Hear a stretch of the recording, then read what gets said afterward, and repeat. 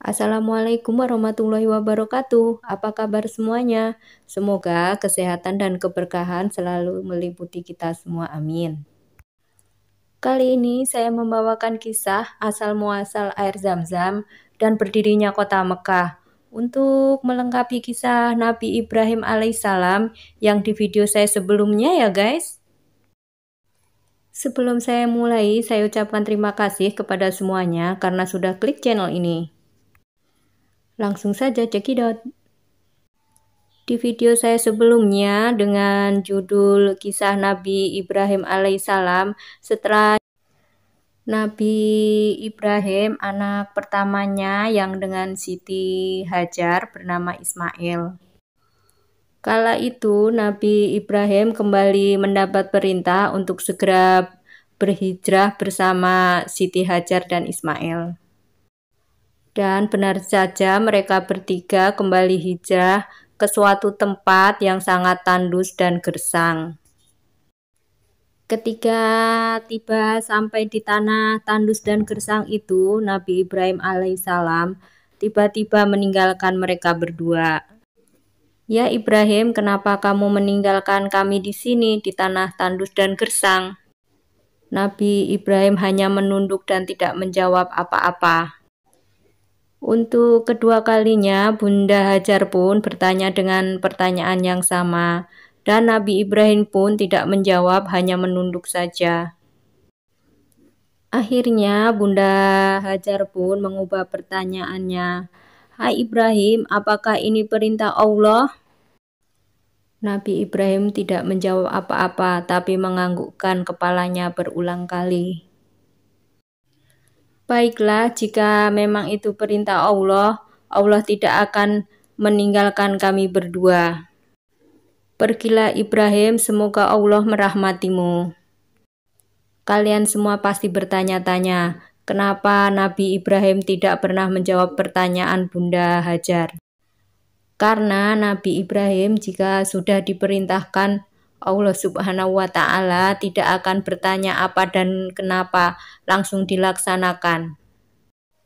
Karena Bunda Hajar adalah seorang yang taat kepada Allah Subhanahu wa Ta'ala, maka setiap perintah Allah pun dia tidak akan membantahnya dan selalu melaksanakannya.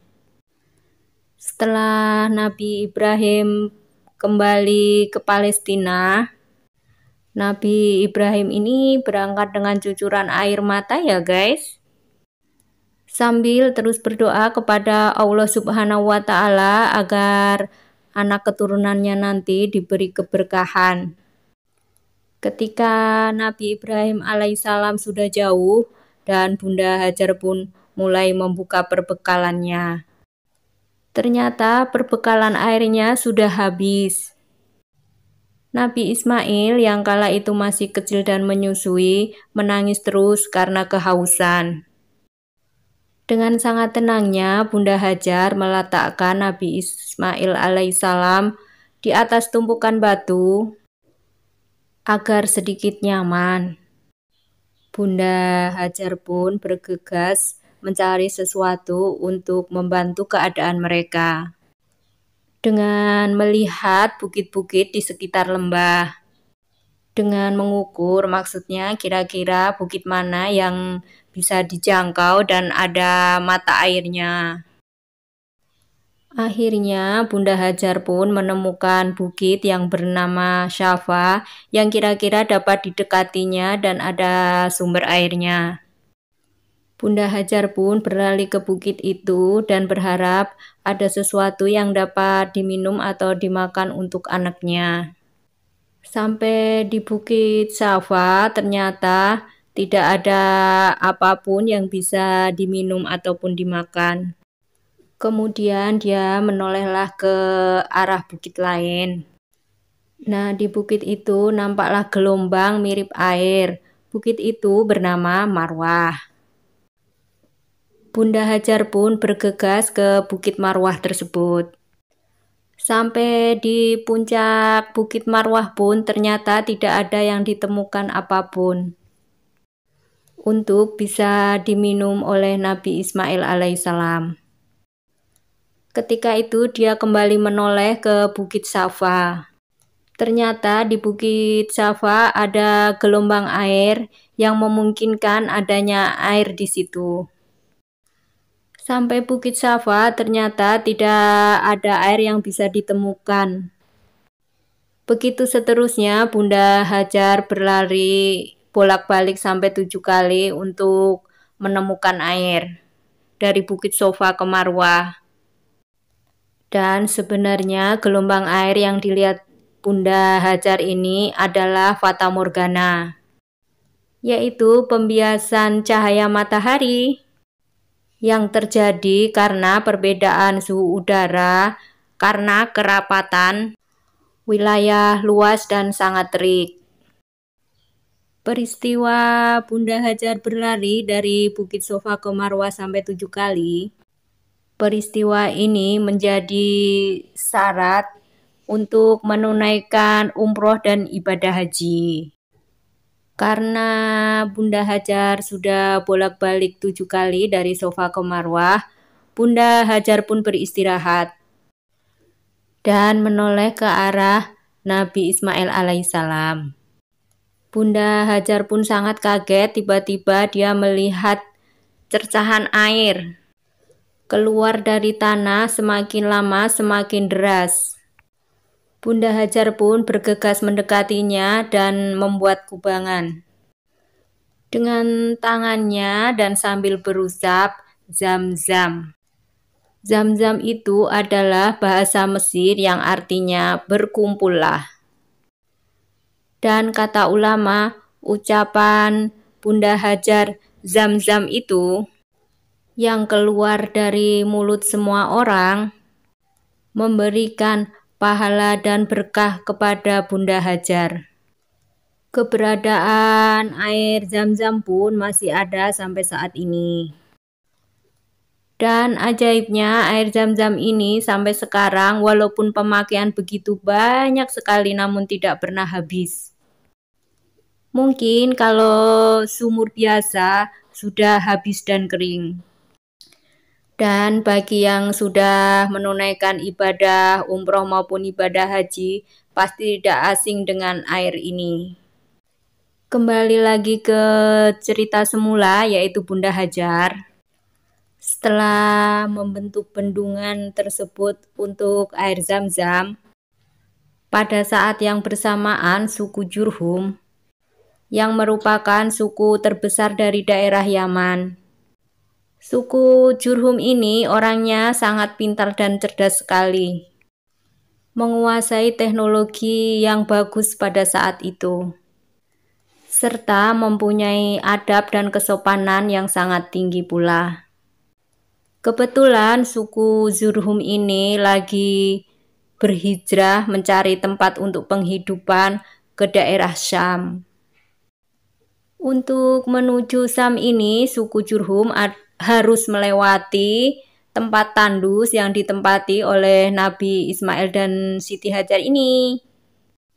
Ketika suku Jurhum dalam perjalanan, tiba-tiba dia melihat di suatu lembah ada burung yang berputar-putar di lembah tersebut.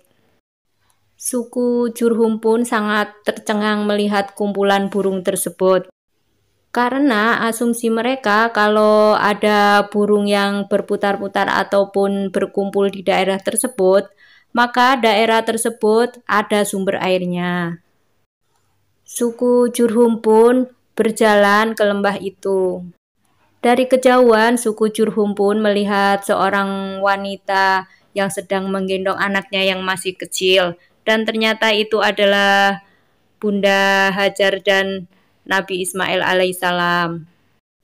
Bunda Hajar sedang duduk di samping air Zam-Zam tersebut. Karena suku Jurhum ini mempunyai kesopanan yang sangat tinggi, walaupun jumlah mereka sangat banyak, mereka tetap menghormati Bunda Hajar dan Nabi Ismail alaihissalam. Mereka meminta izin kepada Bunda Hajar untuk tinggal di situ. Bahkan ada satu riwayat yang menyebutkan mereka rela membayar untuk bisa tinggal di situ. Mendengar perkataan suku Jurhum yang sangat sopan tersebut, Bunda Hajar pun mengizinkan dan tidak perlu membayarnya.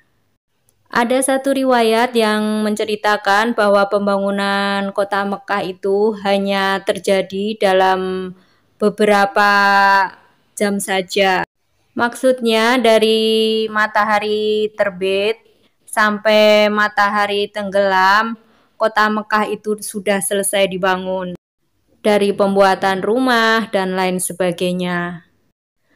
Pembangunan kota Mekah itu sangat cepat, bukan karena mukjizat ya, tapi karena kecerdasan dan kepintaran suku Jurhum tersebut. Dan akhirnya tempat yang tandus yang ditinggali Bunda Hajar dan Nabi Ismail alaihissalam dalam sekejap sudah menjadi perkampungan ataupun kota yang sekarang kita sebut kota itu dengan kota Mekah. Dan kota Mekah ini bisa disebut juga dengan kota suci atau Baitullah ataupun rumah Allah. Itu tadi kisah terbentuknya air Zam-Zam dan kota Mekah. Sebenarnya banyak sekali kisah-kisah yang menarik dari semua kisah Nabi Ibrahim alaihissalam ini. Kita bahas di video selanjutnya ya, karena kalau saya bahas di video ini tidak akan cukup. Ringkasan cerita ini saya ambil dari ceramah Ustadz Khalid Basalamah. Jika ingin lebih lengkap dan lebih detail, silahkan mendengarkannya sendiri di video Ustadz Khalid Basalamah ataupun ustadz-ustadz lainnya, agar terus bertambah keimanan kita kepada Allah Subhanahu wa Ta'ala. Jika saya salah dalam menyampaikan, saya mohon maaf sebesar-besarnya, karena kebenaran hanya milik Allah Subhanahu wa Ta'ala. Jika ada yang kurang, boleh ditambah di kolom komentar. Akhir kata, wassalamualaikum warahmatullahi wabarakatuh. See you next video.